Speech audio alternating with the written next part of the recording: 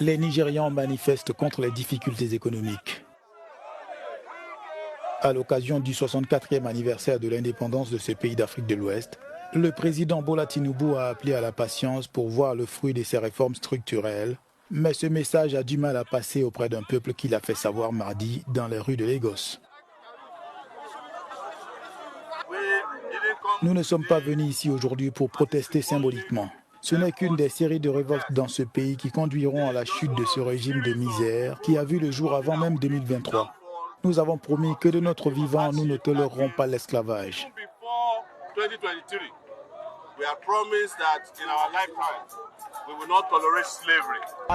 Je me sens bien ici parce que la vérité, c'est qu'il n'y a rien qui mérite d'être célébré au Nigeria. Et c'est notre façon à nous de célébrer le Nigeria. Les réformes du pouvoir visent à redresser l'économie du géant ouest-africain, mais l'inflation et son corollaire de difficultés révoltent les citoyens. La manifestation du 1er octobre est importante car c'est l'occasion pour les gens de montrer leur mécontentement et leur tristesse face à la condition de masse qui leur a été imposée par le gouvernement. Alors que les politiciens veulent profiter de cette occasion pour célébrer ce qui n'est pas, le peuple dit que nous n'avons rien à célébrer. Le niveau de pauvreté a augmenté même un an après l'arrivée au pouvoir de Bola Tinubu. C'est la deuxième manifestation en 2 mois au Nigeria. Au moins 20 personnes ont été tuées et des centaines d'autres arrêtées lors de la dernière en août. Pour les prochaines élections législatives du 17 novembre, le parti au pouvoir PASTEF a décidé d'y aller sous sa propre bannière. Une manière pour le parti de se peser, mais qui n'est pas pour plaire à tous. Je trouve qu'il est temps de démontrer aux Sénégalais la légitimité du parti PASTEF. Avec tous les résultats qu'on a fait et l'envergure du parti, on n'arrivait pas à prouver qu'on y est arrivé seul. Il faut partir seul maintenant et prouver ce qu'on vaut. Le Conseil constitutionnel est là pour vérifier. Ils ne sont pas là pour le président de la République. Ils sont dans leur droit, surtout après tu passes dans le cas échéant, on te limite. Il faut dire que le parti de Ousmane Sonko, locomotive de sa coalition lors des dernières élections locales et législatives, n'a pas du tout apprécié le comportement des alliés qui, pour leur majorité, l'ont lâché une fois à l'Assemblée nationale. Ce qui explique la décision d'investir en priorité ses militants pour cette campagne. Je le soutiens dans sa décision. Ces affaires de coalition, c'est de la tricherie. Tu vas voir des partis sans militants se réfugier dans une coalition pour après faire la grande gueule. Mieux vaut y aller seul et assumer après.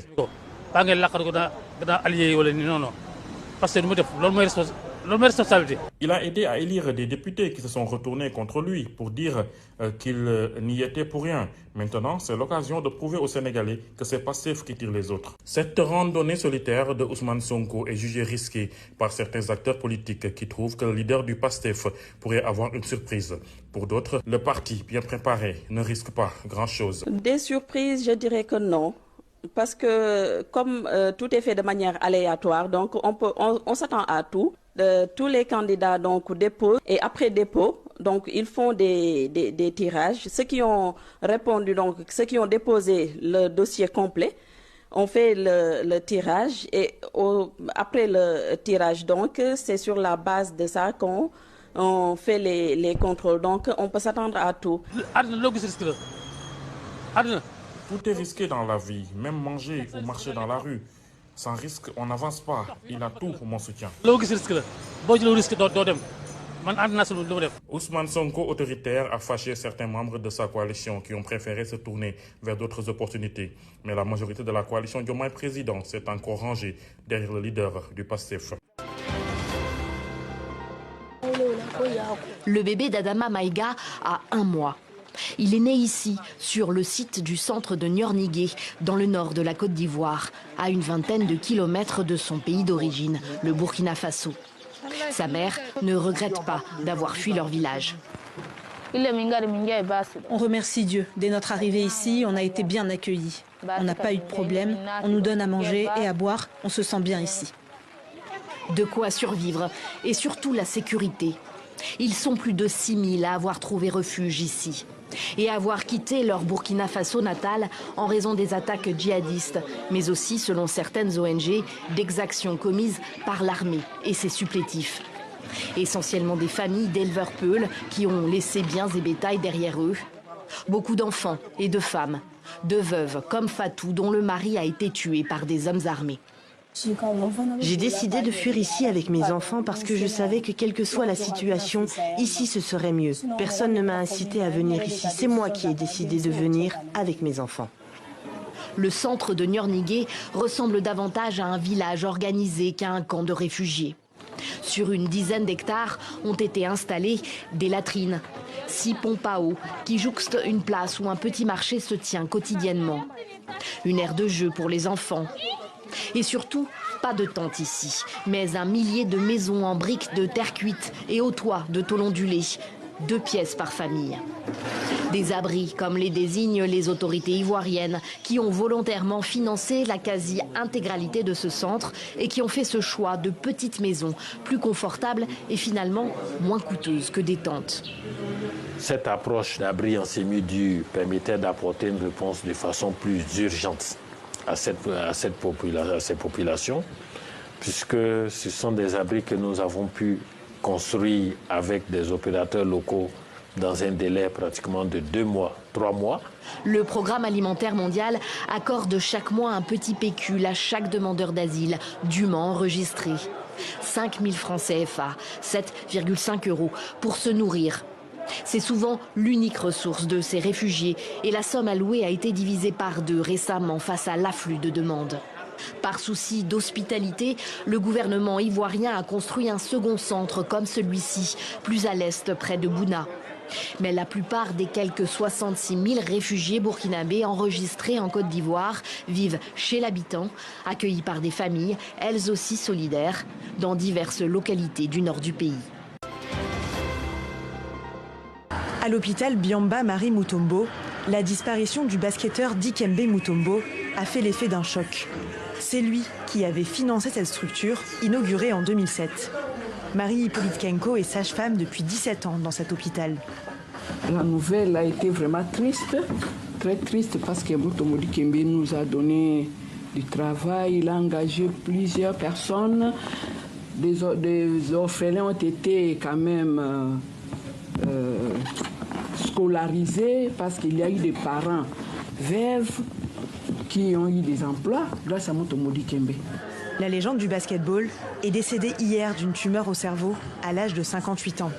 Il avait investi 15 millions de dollars dans cet hôpital. Il avait de bonnes idées.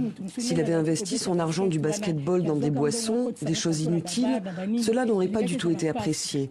Il nous laisse une œuvre salutaire, une œuvre qui guérit les gens. Tous ceux qui obtiennent guérison ici parleront de lui en bien. L'objectif de Mutombo était clair, permettre à des Congolais d'avoir accès à des soins de qualité et de proximité. Et il y a des gens qui partent aux soins en Afrique du Sud, en Belgique, en France, aux États-Unis, je ne sais où, pour recevoir les meilleurs soins possibles. Alors lui avait estimé qu'il était possible d'installer à Kinshasa un hôpital pouvant répondre aux besoins de proximité avec un équipement moderne accessible à tous. Dikembe Mutombo était investi dans de nombreuses actions caritatives. À travers sa fondation, il œuvrait aussi à la création et la réhabilitation de terrains de basketball à Kinshasa.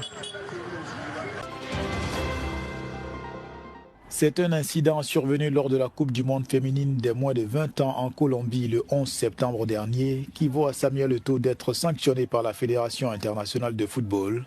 Le président de la Fédération camerounaise de football a été jugé coupable de comportements offensifs, de violation des principes du fair play et de mauvaise conduite des officiels selon la FIFA.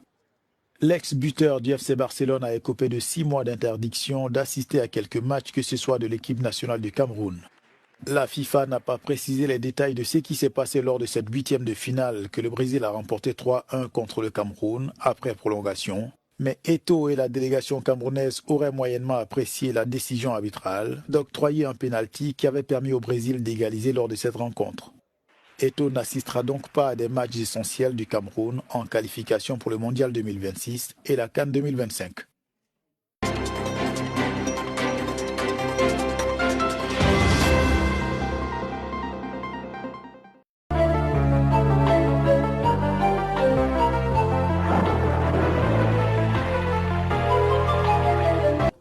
mbokk yi amaat nañu mbégteeg bànneex dalalaat leen ngir jox leen li gën a fës ci xibaar météo yi li si gën a fës nag mooy taw yi ñu leen yégaloon fan yi weesu si diwaan yi nekk si bët saalum réew mi taw yooyu nag dina desandi si diwaan yooyee ndax lu ko dalee tey si guddi jëm ëllëg si alxamis ba ñu ngi wéy di xaarandi ay taw si